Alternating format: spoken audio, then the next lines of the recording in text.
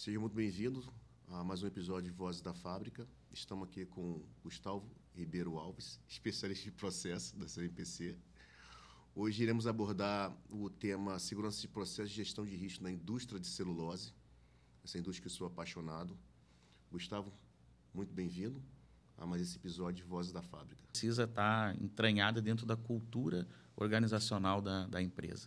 Ela tem que ser enxergada como parte do negócio. E assim é que vai se construir o sucesso de um sistema de gestão de segurança. Começa tudo na cultura, onde a gente tem a segurança como um valor, né, indissociável do resto do negócio. Não tem como olhar a segurança em paralelo ou à margem do negócio, porque senão o sistema vai estar fadado a um insucesso. E essa é a base, a construção de um case de sucesso em segurança e um sistema de gestão maduro. É quando a gente tem a segurança como um valor indissociável do resto do negócio. E aí, a produção, a manutenção, a logística, todos os processos eles vão rodar tendo segurança como um norteador, tendo segurança como um valor. E aí esse é o grande segredo do sucesso. Assim. É fácil? Não é fácil, porque quando a gente fala de cultura, a gente tem cultura... Conceituar cultura já é algo complicado, né? Se tu olhar para um lado da antropologia, ela vai ter um conceito, em filosofia ela vai ter outro. E quando a gente fala de cultura de segurança, eu gosto sempre de exemplificar com uma frase que foi cunhada por um organismo que chama CCPS, é um braço da Organização de Engenharia de Engenheiros Químicos dos Estados Unidos, que foi criada com foco em segurança de processo. Depois de um grande evento, que foi a tragédia lá de Bhopal, em 1984, até hoje, uma das maiores tragédias, né, do ramo industrial foi aquele evento. E em 1985 se criou esse organismo, né, esse braço da Associação de Engenheiros Químicos dos Estados Unidos, que é o CCPS. E ele conceituou cultura de segurança como aquilo que a organização faz quando ninguém está vendo. Isso seria a cultura. Então, eu achei fantástico essa definição, porque ela é simples, ela é objetiva e te faz refletir. Sim. Então, é aquilo que tu faz quando ninguém está vendo. E quando tu pega os conceitos mais técnicos, assim, em termos de cultura de segurança, vai tudo se resumir nisso. Então, fazer segurança não é porque tem alguém vendo, ou porque tem uma liderança próxima, ou porque a segurança está olhando, ou porque vai ter uma sanção atrelada. Não, é fazer segurança porque acredita que aquilo tem valor pessoal e valor para o negócio. E aí, essa é a fórmula mágica de um sistema de gestão de segurança com sucesso. É esse. Interessante, Gustavo. Gostaria que só fazer um corte aqui e pegar da sua história essas duas fases, né? O Greenfield, você está pegando uma empresa do zero, nascendo zero mesmo, porque a Eldorado é uma empresa particular, né? Ela vem da ideia de empresários que estão no ramo de proteína, totalmente diferente, e vão colocar uma fábrica ao ramo de proteína, um negócio muito mais, não estou falando que é muito mais simples, mas quando a gente sai de um ramo de proteína para uma indústria química. Então, assim, qual foram os principais desafios? Porque a cultura que eu lembro da Eldorado, aquilo que foi massificado com relação a temos que produzir sim, mas temos que produzir defendendo vidas. Como é que foi isso, essa construção que vocês tiveram na Eldorado? E depois eu queria que você trouxesse isso com esse projeto Brownfield, que foi a CNPC, né? Projeto Greenfield, para que todos entendam, são projetos que nascem do zero, nascem onde nós não temos só terra, na verdade. E Brownfield são projetos que nascem de algo já existente, só para fazer essa separação. Então, como é que foi para você pegar um projeto Greenfield, também trabalhar com... que, para mim, o Hugo é uma figura assim, Assim, para mim, ele é fantástico. Eu lembro que eu estava na obra, isso era no final de semana, e estavam se fazendo as inspeções dos tubos da caldeira. E ele gamografia, é a paixão do... E ele estava na obra, andando na obra de carro. E a gamografia é evento mesmo, né? Ele é marco de projeto, marco importante. É dali que você, né, sai as outras etapas para você montar então a caldeira de recuperação, etc. E eu estava na turbina do lado, né? A turbina do lado. E o pessoal da gamografia, o cara de tênis na obra. Aí eu olhei de longe e falei, pô, de tênis, bicho. Errou feio. Na hora ele encostou. E parou a gamografia. Não, mas é importante, não importa. Isso aqui é uma empresa, está na minha casa. Achei fantástico. Aquilo ali, ó, me marcou, tá? Não importa. Cadê o procedimento? Aí começou, cadê isso, cadê isso, cadê isso, cadê isso, cadê a sua permissão de trabalho? Quem que liberou a tua permissão de trabalho? E para mim foi um marco. Eu acho que a grande resposta, assim, da grande diferença dos dois tipos de projeto que eu já trabalhei vem daquilo que a gente estava falando, da cultura. A formação da cultura lá na Eldorado foi uma cultura que foi construída, a cultura da Eldorado. Porque veio gente de todos os lados. Veio nós aqui do Sul, veio gente lá da Bahia, Minas Gerais, aí cada um com a sua cultura, cada um com as suas crenças. E lá se formou, e aí tem muito, né, do grande Hugo aí, para mim um dos mestres da segurança, aprendi demais com ele, não só em segurança, mas como liderança, assim, né? Então, quando eu cheguei a uma posição de liderança, eu usei muito do que eu aprendi no período que fui liderado pelo Hugo, é um grande mestre aí de muitos profissionais de segurança Brasil afora. Então, lá se construiu uma cultura baseada nessa pluralidade de culturas, se construiu a cultura da Eldorado, e a empresa já nasceu aculturada. E a diferença para um projeto brownfield é que, quando tu chega num projeto desses, já existe ali uma cultura e que tu precisa se adaptar àquela cultura.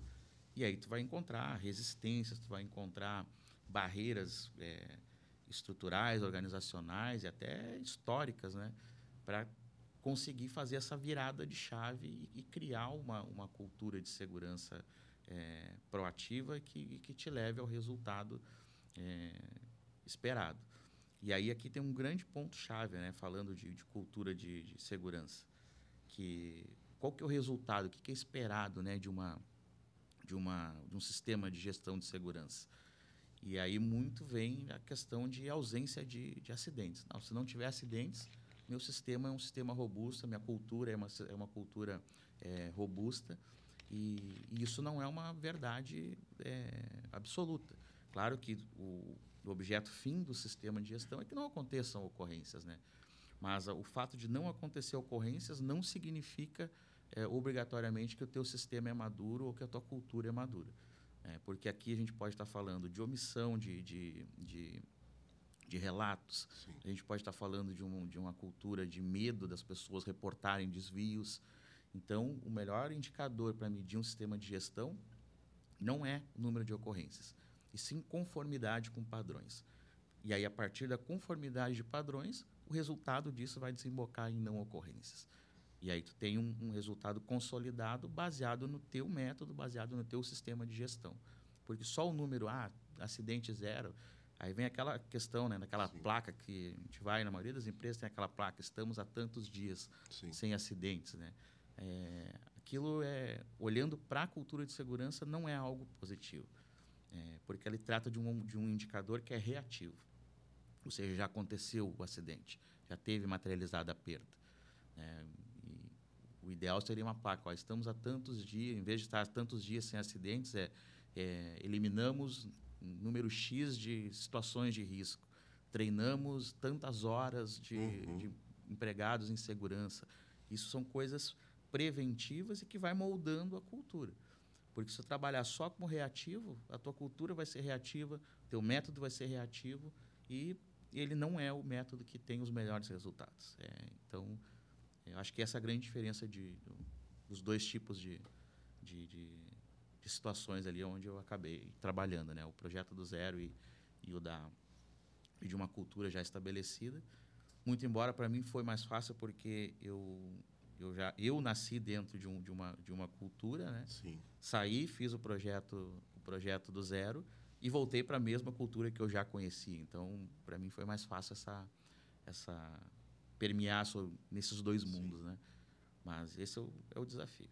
Esse é o desafio para quem for encontrar esses dois tipos de projetos para trabalhar. Esse é o grande desafio. O que eu me queria puxar um pouquinho você falou que nessa volta para Guaíba, o que é gestão, né? Você já conhecia, né, a equipe, né? Você também conhecia, trabalho, já tinha esse conhecimento da local. O que é gestão de fábrica, gestão, os líderes podem fazer para impactar na parte de segurança? Que eu lembro que, por um momento, a gente passou um momento um pouco difícil de adequação. Você tinha uma fábrica de pouco mais de 40 anos, do lado uma fábrica que tinha meses. Então, lembro que quando se abaixaram seus muros, né, que tinha aquela divisão de uma fábrica para outra, engraçado que aquilo foi impacto, né? Foi realmente um impacto. Dá para você ver a caldeira subindo, né? A caldeira é o maior prédio que você tem. Prédio que tem na fábrica, né? De estrutura vertical. Mas quando você abaixar os seus muros mesmo, aquela divisão que se tinha, só que isso aqui é o projeto, isso aqui é a nossa rotina. E quando juntaram-se as duas coisas, eu vi um pouco dos nós e somos nós e somos eles. Não, pelo amor de Deus. Eu falei, gente, pelo amor de Deus, aqui é uma coisa só. Não é nós e eles. Aqui é CMPC Guaíba. Como é que foi para a segurança? Como é que vocês conseguiram? Eu sei que vocês conseguiram, que os resultados foram mostrados. A empresa começou a performar com segurança. Como é que vocês conseguiram atrelar, juntar essas duas coisas, os nós e do eles? Eu acho que aí o grande segredo foi justamente essa visão de que não tem mais acabou o projeto, acabou o nós e eles, acabou. Agora é uma coisa só, é um processo só. E aí, muito interessante o que tu trouxe ali no início da fala, que é o papel da liderança nesse processo. No processo de segurança, a liderança ela tem um papel fundamental, crucial. E diria que sem o cumprimento do papel da liderança, o sistema não roda. A base tem o seu papel, a alta direção tem o seu papel, mas quem toca o barco, quem dita o ritmo, é essa média liderança, essa liderança de primeira linha que a gente chama, né, com os coordenadores, com os gerentes. E aí, nesse case, essa liderança entendeu essa necessidade de unir e que era uma nova realidade, né? Agora, saímos de uma fábrica de 450 mil toneladas para uma fábrica de 2 milhões. Então, precisa se repensar a forma toda de se trabalhar, inclusive do sistema de gestão de segurança. E nós tínhamos líderes muito, muito engajados, que entenderam o seu papel, e aí foi fácil para a segurança fazer essa virada de chave, né? Mas o principal é essa questão de enxergar o processo como um todo e entender que segurança ela está entranhada dentro desse processo, que ela não está à margem, ela não está ao lado, ela não está atrás nem na frente, ela faz parte do processo. Esse acho que foi um dos motivadores aí do sucesso que a gente teve nessa implantação. E como é que se deu essa sua não virada de chave, né? Esse seu crescimento para a parte de segurança de processo? Como é que se deu isso? Foi algo planejado ou algo que foi surgindo? Eu tenho acompanhado a CMPC pelas redes, né? Lendo, e vejo que a empresa ela chegou num nível de maturidade, pelo menos o que eu vejo, né, referente à parte de procedimentos, operações, vocês trouxeram o Bio-CMPC, vocês têm essa proximidade com a comunidade, né? Então, vocês têm os impactos, etc. São coisas que realmente você tem que ter uma cultura, como você bem fala, muito bem arraigada, né? Como é que se deu essa sua ida para a parte de gestão de segurança de processo? Explica mais para mim também, uma curiosidade, o que é a segurança de processo. Perfeito. Então, a segurança de processo, ela é uma disciplina, né, dentro dos processos industriais, que se dedica a fazer o gerenciamento dos riscos industriais. A grande diferença da segurança de processo para a segurança de pessoas é justamente o foco. Enquanto gestão de pessoas, o foco está na gestão de segurança ocupacional, né? Segurança de pessoas, o foco está lá na questão das pessoas, para que elas não se machuquem, é um foco mais individualizado.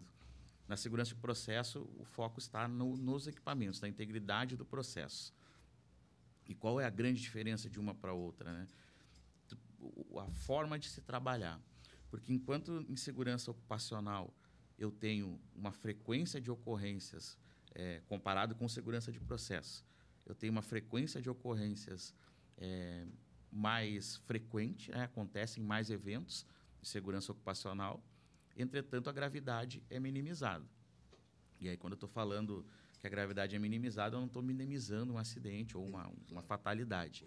Mas é que, comparado com segurança de processo, quando acontece um evento de segurança de processo, a gente geralmente vai ter uma perda muito grande, consequências muito grandes. Nós estamos falando de grandes catástrofes, nós estamos falando de várias mortes, nós estamos falando de uma perda financeira muito grande.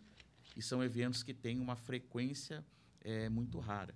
São eventos que vão trabalhar ali na casa de 1 vezes 10 na menos 9, 1 vezes 10 na menos 10, o evento assim na casa de 1 em 1 bilhão, a chance 1 em 1 bilhão por ano. Diferente de um evento de segurança ocupacional, que acaba acontecendo com uma maior frequência, mas com uma gravidade menor. Então, essa é a grande diferença. Se a gente olhar com a lente de segurança ocupacional, segurança de processo, nós não vamos ter sucesso. Porque eu vou olhar, um negócio que está lá na casa de uma chance em 1 bilhão. Cara, não vai acontecer. Então, não vou investir, não vou colocar tempo numa análise de risco robusta, não vou fazer gestão das barreiras de controle, porque, cara, é 1 em 1 bilhão. E é aí que acontecem as grandes tragédias, né? Justamente pela complacência, né? O sucesso que gera a complacência. Isso é um termo que o Andy Grove, que foi CEO de grandes empresas do ramo de tecnologia, se notorizou como CEO da Intel. Ele escreveu um livro que chama Complacência, Sucesso, Complacência e Fracasso. E ele cunhou nessa obra justamente isso que a gente está falando, que o sucesso, e aí o sucesso, entenda-se, a ausência de grandes catástrofes, gera a complacência. É 1 em 1 bilhão, nunca aconteceu, então não tem por que eu ficar fazendo auditoria de barreiras, investindo em segurança de processo. Então, esse sucesso vai gerar essa complacência que vai gerar o fracasso. E o fracasso aqui, leia-se, uma catástrofe. Sim. E aí ele cunhou um termo que é muito bacana, que ele diz que só os paranoicos sobrevivem dentro desse contexto.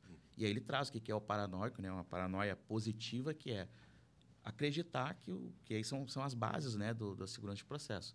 Acreditar, primeiro, que o processo é falível, e a pergunta não é se o processo vai falhar, a pergunta é quando o processo vai falhar, porque ele vai falhar, seja por uma falha de projeto, uma falha de montagem, uma falha na manutenção, ou pelo fim de vida útil. Em algum momento vai falhar o processo. E aí os sistemas têm que estar preparados para, quando o processo entrar nesse modo de falha, que essa falha seja uma falha segura, que ela não gere um evento de catástrofe. Então, resumindo, segurança de processo é isso. Fazer a gestão dos riscos de processo para que eles não atinjam seus eventos topo, né? E a grande diferença de uma para outra é essa, é o foco. Enquanto eu olho para eventos de frequência rara, mas potencial catastrófico, No outro, eu olho para eventos mais frequentes e com uma gravidade comparado com o outro, né? Deixar bem claro isso, uma gravidade menor. E o foco também o risco, né, da segurança de pessoas, ele é mais visível, ele é mais tácito. Eu enxergo uma canaleta aberta, eu enxergo uma válvula vazando.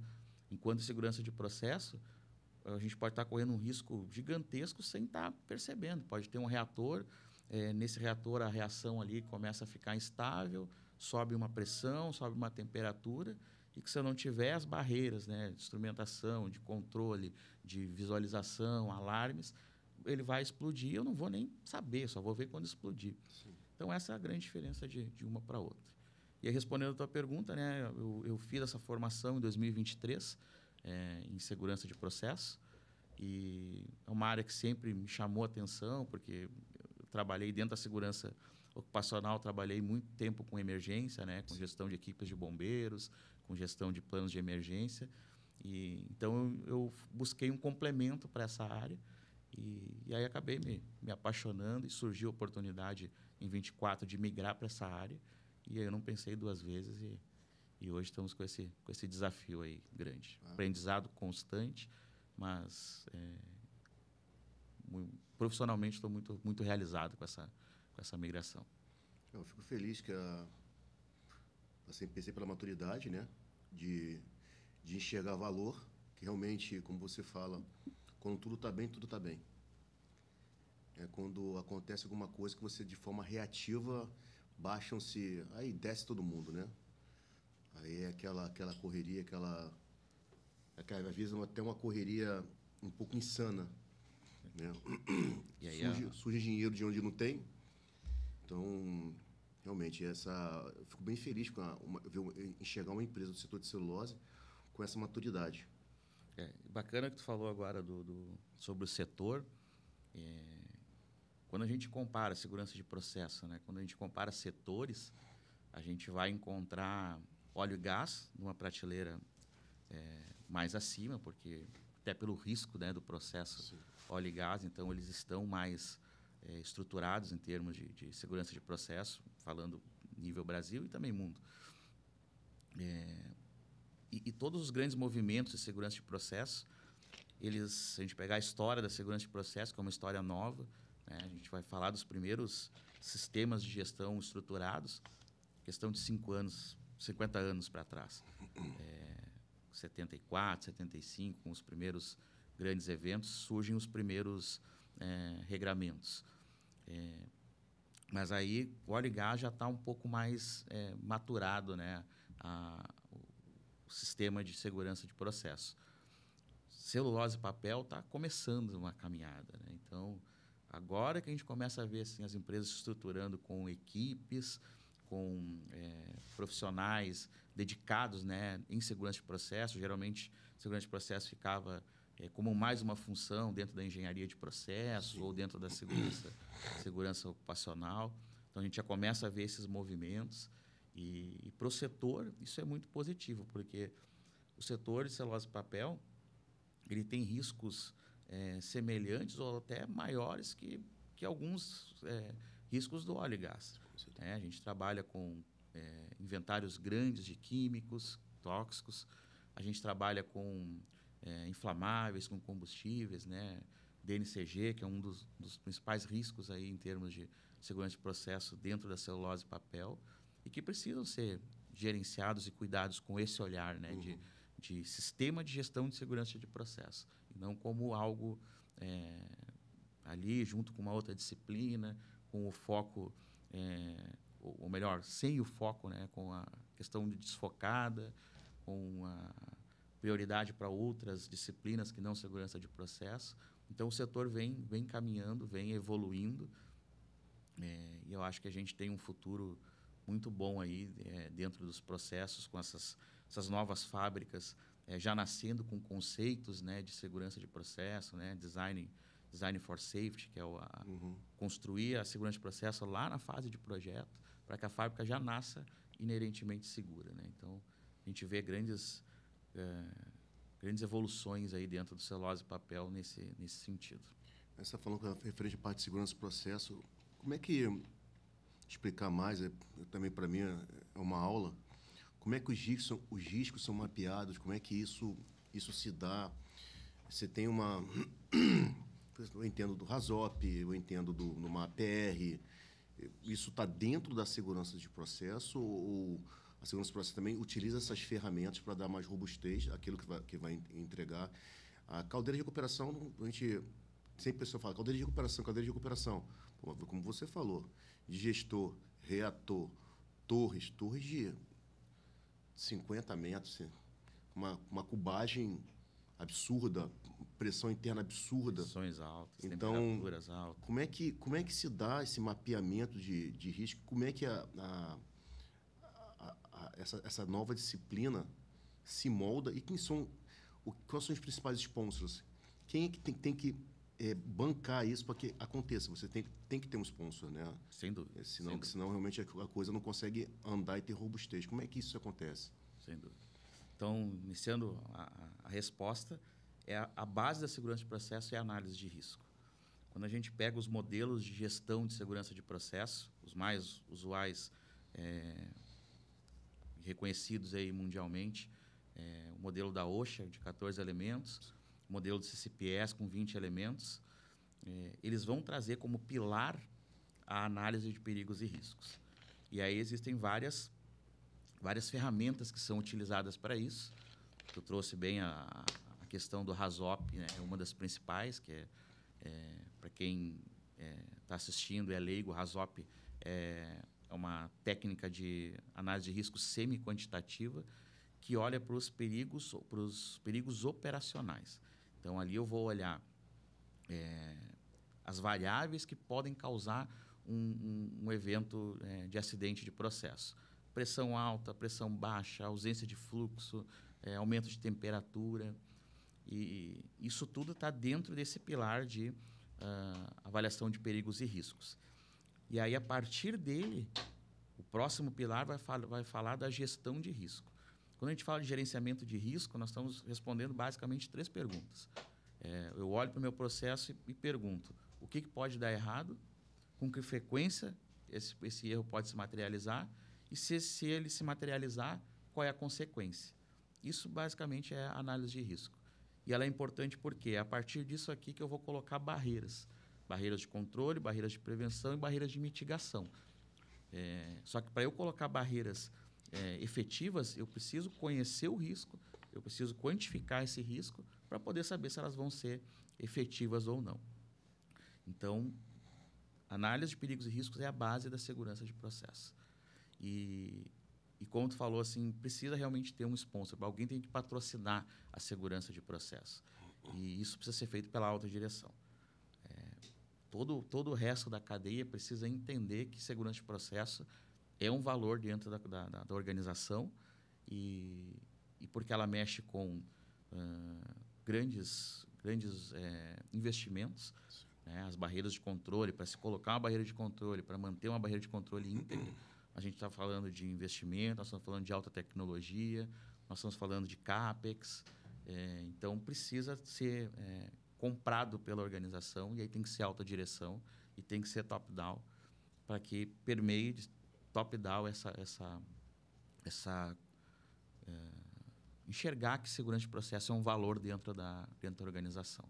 Então, precisa estar com a alta direção do lado, comprando a ideia, patrocinando a ideia, mostrando para o resto da organização que aquilo ali é valor, e aí, a partir dali, o sistema se desdobra. Você está falando referente à parte de CAPEX, dos investimentos mesmo, né? Eu vejo que, no caso dessa maturidade que eu vejo que a empresa alcançou, mas em eventos passados, às vezes eu não enxergo o discernimento, que é aquilo que realmente é falar de segurança, um EPI que seja coerente, um EPC que seja coerente. Como eu falo, o EPI, depois o Gustavo vai poder falar melhor. Eu acho que tem que ter um profissional que nem você, que tenha discernimento em falar assim, a gente vai sair para cá, mas isso aqui é factível de fazer. Eu vou trazer uma ferramenta de Marte da NASA para aplicar numa rotina que vai ser deixada de lado. Não vai ter engajamento da equipe. Tem que ser algo que seja absorvido e tem que ter valor. Se eu trouxer, vou trazer uma ferramenta de titânio, né? Pô, a ferramenta de titânio vai se pagar em quanto tempo? Mas a gente está falando de vida. Não, mas a gente está falando de pagar mesmo. Entendeu? O que isso vai trazer valor para o produto final? Como é que isso vai se diluir no produto final? Então, assim, tem que realmente ter um profissional como você, que eu, né, te conheço há uns 10 anos, pelo menos, que tem esse discernimento. Como trazer para dentro, para o sponsor, falar assim, não, isso aqui é valor. Isso aqui vai entregar valor para a companhia. Então, como é que você consegue montar isso? Porque tudo que a gente está falando são entregas. Como é que você consegue fazer isso? Como é que é esse link? O principal suporte para isso é o próprio método, né? Porque o PSM, né, que a gente escuta, fala bastante quando fala de segurança de processo, né, que é um acrônimo de Process Safety Management, ou seja, gerenciamento de segurança de processo. Ele é um sistema de gestão. Se tu olhar para a estrutura dos 20 elementos, tu vai enxergar claramente um PDCA rodando, e é esse método que vai te sustentar para poder pleitear recurso, para poder elencar prioridades, porque a gente sabe que o recurso ele é finito. A gente não vai conseguir, em um ano, mudar um site de 40 anos.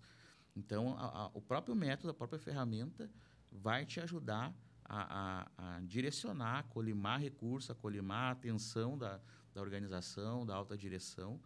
E quando tu trabalha com método, fica tudo muito fácil, fica tudo muito mais fácil. Porque tu sai daquele achismo, tu sai daquela coisa de eu acho e vai para método quantitativo e mostra, o nosso principal risco é esse, ele está na ordem dessa grandeza. E se eu não colocar essa barreira, eu vou correr esse risco. Se eu colocar essa barreira, eu puxo esse risco, diminuo esse risco consideravelmente. Qualquer CEO, qualquer conselheiro que tenha essa visão vai conseguir olhar e vai dizer, não, o cara está certo, vai lá e aporta esse recurso. Então, eu diria que o método é que faz toda a diferença. O método a palavra método, né, já vem, né, o caminho para o resultado, né? Uhum. E essa é a realidade.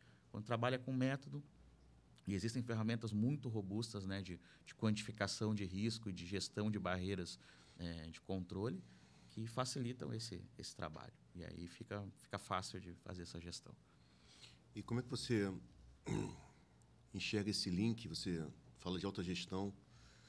Eu entendo que sei que você estuda muito, você é um estudioso, você mostra, você gosta muito de ler. E como é que você consegue se fazer entendido na ponta da operação, nas pessoas que estão, né, digamos assim, com a mão na ferramenta, porque tem que se fazer entendido, porque senão você não vai ter o engajamento e nem vai ter aderência. Como é que você consegue entregar isso? Para a autogestão, eu entendo que está muito mais próximo, muito mais fácil o discurso. Mas como é que você consegue baixar isso na estrutura e falar assim, isso aqui é valor, gente, nós temos que fazer, porque senão não adianta você botar a ferramenta que ela não vai funcionar. Como é que isso se dá e como é que você consegue chegar no chão de fábrica? Aí eu acho que vem aqui eu ia dizer dos cabelos brancos, mas eu já estou perdendo cabelo, então é da falta de cabelo. Que é o início todo, né? Acho que a carreira que eu trilhei, começando lá como estagiário de segurança, muitos anos como técnico de segurança, e depois galgando até chegar na posição que eu estou hoje, me fez entender, e eu tenho essa facilidade, né, de como tu disse, de permear nesses mundos, né, de tanto de falar lá com uma alta direção e falando aí com uma linguagem muito mais técnica, muito mais voltada para o método, mas o meu tempo lá de chão de fábrica me permitiu também ter essa proximidade de falar aquela linguagem que o chão de fábrica conhece, entende. E tu falou uma palavra ali muito importante, que foi o engajamento, né? Precisa ter um engajamento. O chão de fábrica é peça fundamental dentro do processo. Ele é a última barreira de controle em muitas situações de risco. Então, se ele não entender esse papel claramente, o sistema é uma barreira que vai ser degradada. Então, é o cara lá que vai fazer uma liberação de um trabalho, que vai fazer um bloqueio de um sistema, que vai identificar um princípio de vazamento. Então, precisa chegar essa informação que está lá no CEO, precisa chegar de forma correta. Né? Quando eu falo de forma correta, é na linguagem que o chão de fábrica vai entender, para que eles possam cumprir o papel que é esperado deles dentro desse processo. E aí eu acho que aí foi os anos de o amassar barro mesmo que me ensinou a permear entre esses mundos aí, cara. Então, eu gosto muito de fazer esse approach com o chão de fábrica, porque é ali que a mágica acontece. Né? Com certeza. Embora liderança é importante no processo, alta direção fundamental, mas a mágica acontece no chão de fábrica. Trazendo um pouquinho para algo que está muito em voga, que as pessoas estão falando muito, a IA, inteligência artificial, ela consegue ser utilizada, como fazer isso, e o que você acredita referente à IA e o fator humano? Se complementam? Uma pode sobrepujar o outro? Como é que a segurança de processo enxerga isso? Perfeito. Essa questão da IA, até pela questão assim, agora que ela já vem há muitos anos, né, se trabalhando com inteligência artificial, em sistemas instrumentados de segurança, dentro das fábricas, né, PI. A gente já via essa questão acontecendo, mas não era massificado como é hoje. Então, hoje, com esse boom, se criou essa dicotomia, essa desconfiança. E aí tem correntes que defendem que não tem como. Eu já penso um pouco diferente. Eu acho que a inteligência artificial ela não vem para substituir o elemento humano dentro do processo de segurança, né? Mas ela vem para facilitar e acelerar, né, o entendimento daquilo que pode ser utilizado. Não vai substituir falando agora com segurança um pouco mais amplo, né, não só segurança de processo. Não vai substituir o olho no olho, de eu bater o olho no cara e esse cara não está bem, cara. Vem cá, cara, conversa aqui. O que houve? Ih, rapaz, meu filho está no hospital. Então, cara, não sobe no andame hoje, cara. Vai para casa, fica aqui. Isso a IA não vai ter como substituir. Mas ela pode buscar referências, ela pode fazer modelagem de cenários. A própria análise de risco, a RASOP hoje, já tem alguns movimentos aí ainda não consegue fazer completo um RASOP IA, mas já consegue identificar nós, identificar sistemas, identificar que falhas esses sistemas podem acontecer, propor barreiras. Então, para mim, é um caminho sem volta. E eu enxergo a IA como uma grande aliada na gestão de risco, no sentido de acelerar, de diminuir o erro humano, aquilo que pode ser gerido por inteligência artificial e que elimine o erro humano, que é a barreira mais frágil do processo. A IA está aí para nos ajudar. Então, para mim, é um caminho sem volta. Eu uso bastante, né, a inteligência artificial, principalmente na questão de buscar referências, buscar normativas, que às vezes a gente nem conhece, nunca tinha escutado falar. Sim.